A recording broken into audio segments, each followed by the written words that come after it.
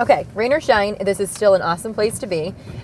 Brit, I want to say that this is a very special moment. You are the first person in our Fiat. All right. And I need to apologize, guys, to our Facebook fans because I told them that we would have a name for the Fiat, and we will. But however, I don't know if you guys did this, but you know when you have a baby, sometimes you wait until you see the baby. I don't have a baby, but you guys do. I don't have a baby. We don't have one. We don't have one together. But you know you have to like see the kid, and you know then the name comes to you. Game time decision, yeah. So I feel like this is going to be that's going to be the situation here. So we're going to feel out the car. Right. And how she or he drives. So we were talking about our friend Anthony, who bought a place up here maybe 2008 or so and recently sold, and was pretty happy with his return. He was happy. He bought it at a low time in the market where people were already thinking about Munjoy Hill, but not as much as they are today. And the challenge today is there's just nothing to buy. There's not a lot of inventory. The people who are here like being here, and everyone else wants to be here who's not here already. So puts a lot of pressure on the inventory. Unfortunately, that makes it a little bit tough now, the rental properties. We've talked about that. We've heard it in the news that it's sometimes difficult to find a place for a reasonable rent, but people are working on that as well. Yeah, you know, they're building a lot more housing, and I think the market's good enough now that they're finally building a lot more condos, they're building new apartments, and so I think the idea is that as there's more supply, it will satisfy some of that demand. But certainly it's tight up here. Everybody wants to be up here. And I think like any real estate area, when it becomes an attractive place that everyone wants to be, not everyone can afford to be there. And the boom happened so fast though? Have you seen that in any other neighborhood since you've been doing real estate? Well, it's really interesting. Munjoy Hill has been hot for the last decade, but after this last recession, it has really taken off in the last 2 years. And we're sitting out in front of 118 Munjoy, which is just an incredible development and sort of the first quote unquote $1 million condos on the hill. And what the developers, Susan and Chip, realized when they came here, that they wanted a certain kind of product that just didn't exist.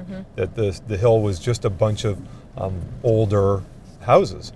And so they built what they wanted, and it's suspected that there were probably others who wanted the same kind of thing. So they built these gorgeous condos and sold out all 12 last year. The first year it came online, and I think it's a great success for the hill. It's a little controversial. People who've been on the hill for a long time think it's changing things, and some people like the look, some people think it's ugly, but I think it really is a sign of sort of how things are changing up here.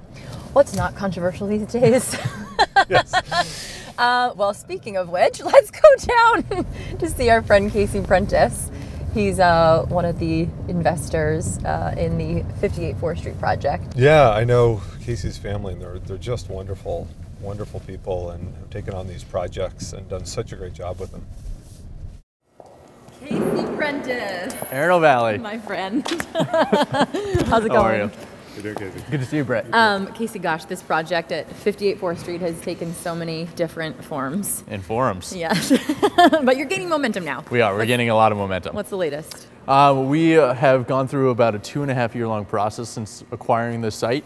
It's taken a lot of different phases, including a recent referendum that we very handily defeated on the November ballot, which is great because every step and every hurdle that's come in front of us has really galvanized the public around the project. It's gained a lot of momentum, a lot of support on the public side and on the city council side. And we're finally at a place where we are getting back to the fun stuff. We have rezoned the property from its old marine industrial use to a new use that's very mixed use, wants to be part of downtown, the fabric of downtown. We're very excited by it. Something that a lot of people don't fully comprehend about this site is we're sitting on 10.5 acres. There's over 13 buildings on this property right now, but there will be many more in the future. It is almost the same size as the existing old port of Portland. Wow. So when we talk about redeveloping, we're not talking about a project, we're talking about a new neighborhood for the city of Portland that will take us likely over a decade to fully realize.